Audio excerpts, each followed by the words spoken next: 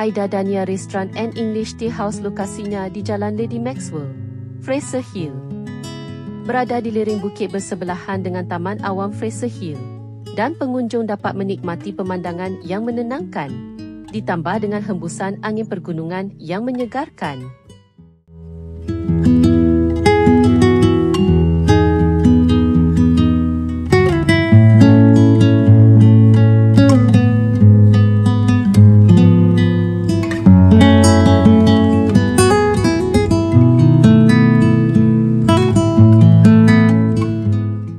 Manakala menu yang disediakan menawarkan rangkaian masakan pelbagai pilihan kegemaran tempatan dan barat, termasuk afternoon tea dan yang pastinya dengan hidangan skon dan pastri yang rasanya tidak mengecewakan.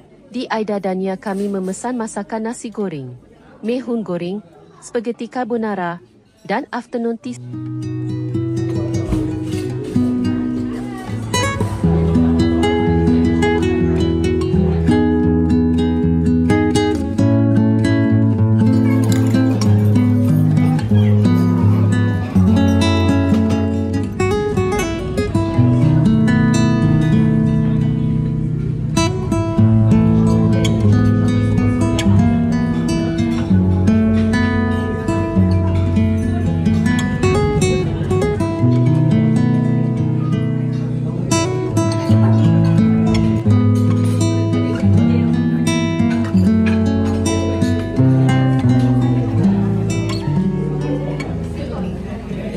Setelah menjamah makanan tersebut, ia dirasakan lebih baik daripada apa yang kami dijangkakan.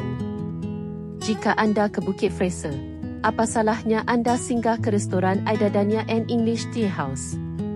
Secawan teh atau secawan coklat panas yang enak akan memberikan keajaiban, sambil menikmati pemandangan alam semula jadi yang sangat menenangkan.